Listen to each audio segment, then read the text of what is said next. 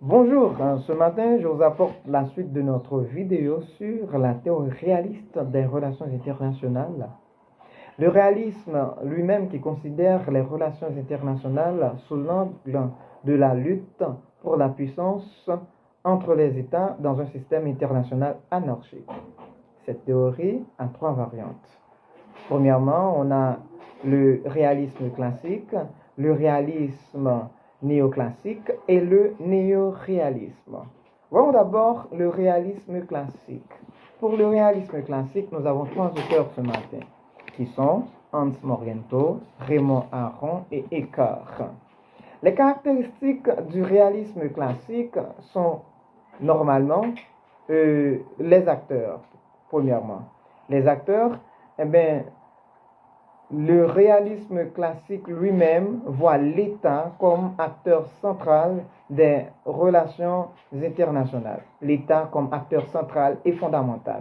Deuxièmement, les acteurs centraux, l'État, on parle toujours de l'État, comme acteurs fondamentaux et des relations internationales, eh bien, maximisent leur puissance et sont rationnels.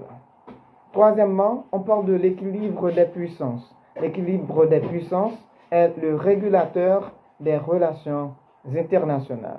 Voyons notre deuxième variante de la théorie réaliste qui est le néoréalisme. Le néoréalisme, ce matin, nous apportons Kenneth Rawls comme auteur du néoréalisme. On doit dire qu'il y a une différence fondamentale entre le néoréalisme et le réalisme classique, c'est surtout l'anarchie. Mais voyons l'anarchie.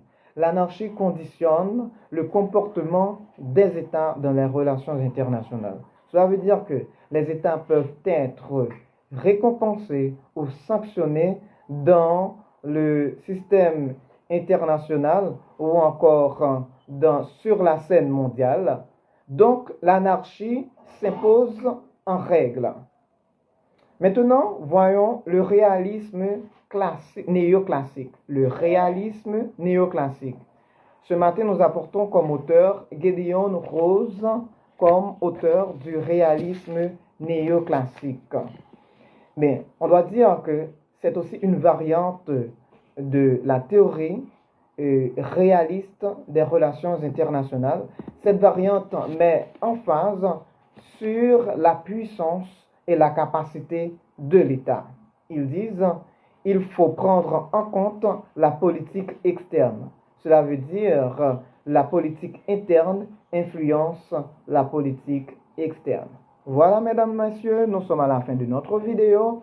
À la prochaine pour la théorie libéraliste. Bye.